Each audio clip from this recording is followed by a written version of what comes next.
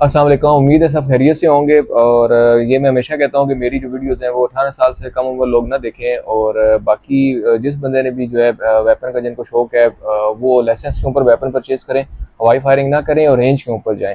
मेरी वीडियो इसीलिए होती है कि हम जो है स्पोर्ट्स शूटिंग को प्रमोट कर रहे हैं और रेंज के ऊपर शूटिंग को, कंपटिशन्स को, उनको प्रमोट कर रहे हैं ताकि लोग इस तरफ आएँ, लीगल वेपन लें, स्पोर्ट्स की तरह लिए उसको यूज़ करें और हवाई फायरिंग या इलीगल एक्टिविटीज़ से दूर हटें और इसका जो है लीगल इस्तेमाल है उसकी तरफ आ पाएँ।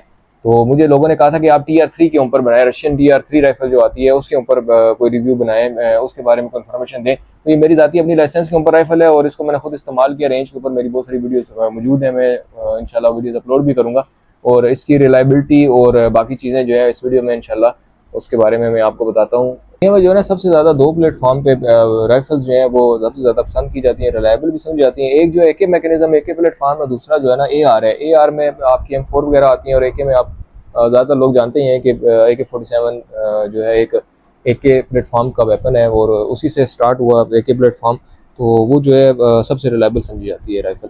तो उसके अंदर अभी मसला ये है कि AK-47 जो है क्लैशनकोव जिसको हम कहते हैं, वो अगर आप लेते हैं तो उसके लिए परमिट आपको चाहिए होता है, इंटर मिनिस्ट्री का जो PB का लाइसेंस चाहिए होता है सिविलियंस को भी, लेकिन वो इतनी जल्दी मिलता नहीं है हम लोगों को। इसलिए अभी हमारे पास ऑप्शन जो रह जाता है जिसके ऊपर आप NBB के लाइसेंस के ऊपर कोई AK मैकेनिज्म की राइफल लेना चाहते हैं और आप उसको रिलायबल समझते हैं कि AK की रिलायबल राइफल है, तो आपके पास मार्केट में जो ऑप्शन अभी इंपोर्टेड राइफल्स में मौजूद होते हैं उसके अंदर सबसे ज़्यादा जो रशियन में साइगा राइफल जो है वो मानी जाती है। साइगा के अंदर जो है वो आपके पास 3 तरह के वेपन मिल जाते हैं।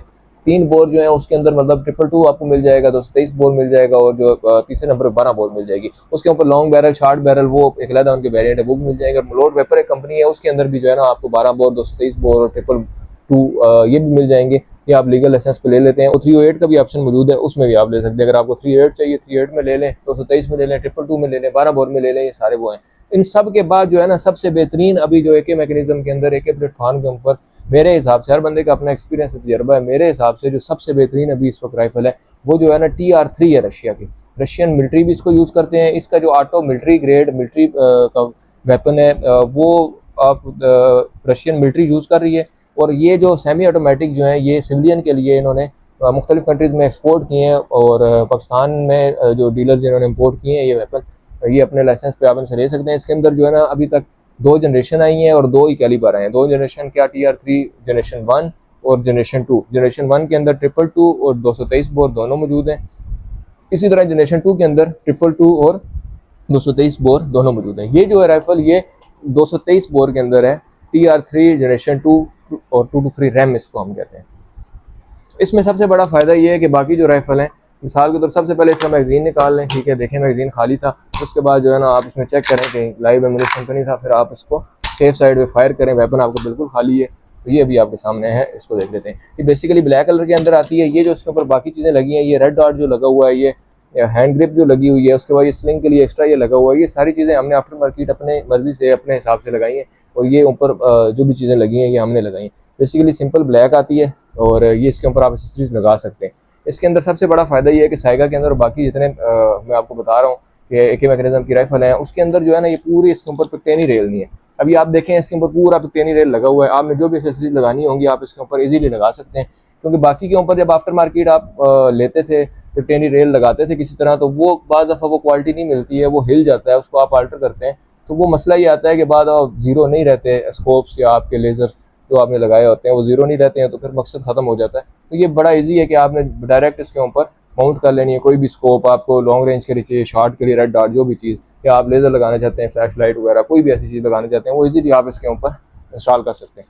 इसके अंदर जो है ना इन्होंने आगे इसका जो है दिया हुआ है ये मदर ब्रेक जो लगा हुआ है। मदर ब्रेक के अंदर इन्होंने इसके कट बनाए हैं। ये आपका यूज़ हो सकता है किसी चीज़ को ब्रेक करने के लिए, कभी ग्लास ब्रेक करना हो या आपका वेपन जो है वो उसमें एम्यूनिशन ख़त्म हो, तो आप इसको एज हथियार यूज़ कर सकते हैं सेल्फ डिफेंस के लिए, ये इसलिए उन्होंने दिया हुआ है। बाकी इसका जो बट स्टॉक है ये एडजस्ट हो सकता है, हर बंदा अपने हिसाब से जहाँ पे उसने करना है वो एडजस्ट कर सकता है। और इसके अंदर इसकी ग्रिप बहुत अच्छी इन्होंने दी है, ठीक है, ये बड़ा अच्छा इसका बना हुआ है। और सेफ्टी लीवर जो है ना ये चेंज किया आपने, बाकी देखा होगा सेफ्टी लीवर यहाँ से वो उसको ऑपरेट किया जाता है, लेकिन इसके अंदर इन्होंने ये फिंगर के साथ अटैच दिया ताकि टाइम आपका बच जाए। आपने ये सेफ्टी हटानी है, यहाँ से आप उठा लेते हैं इजीली, सेफ्टी वापस भी लगा सकते हैं। नई जो होती है वो हार्ड होती है थोड़ी सी, फास्ता सा ये बिल्कुल स्मूथ हो जाती है। तो ये बहुत ही रिलायबल है। इसके ऊपर आयरन साइड भी मैं आपको बताता हूँ, आयरन साइड इसकी डिफरेंट है बाकी राइफल से, लेकिन ये आयरन साइड आप इसकी जब यूज़ करना चाहें आप कर सकते हैं। फिलहाल हमने रेड डॉट 0 किया हुआ है, और इसी को हम इस्तेमाल कर रहे हैं।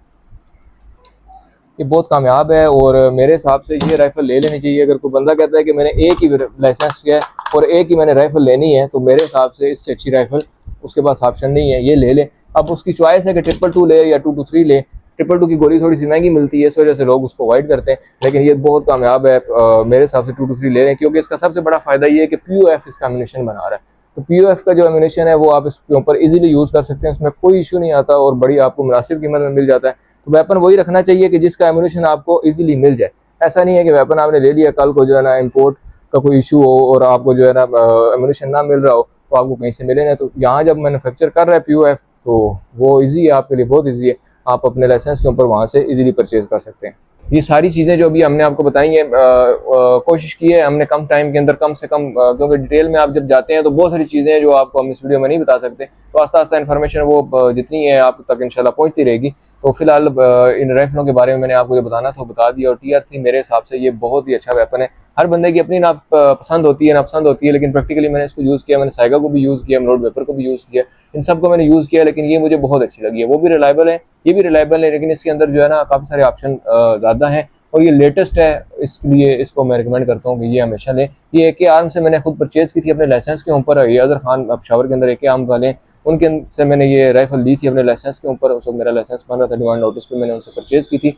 तो बड़ी अच्छी ये राइफ़ल है। ये तकरीबन आपको जो है ना आजकल शार्ट हुई है 5, 20, 30 के अंदर आपको मिल जाती है। जब ये मार्केट में ज़्यादा आ जाएंगी तो आपको फिर थोड़ी सी कम प्राइस में मिल जाएंगी। तो ये आप एक बार लें इंशाल्लाह। ये बड़ी अच्छी राइफ़ल है, अपने लाइसेंस के ऊपर लें। अपना ख्याल रखें, इंशाल्लाह मज़ीद वीडियोज़ में आपको बताऊँगा, वो बनाएंगे इंशाल्लाह। अल्लाह हाफ़िज़।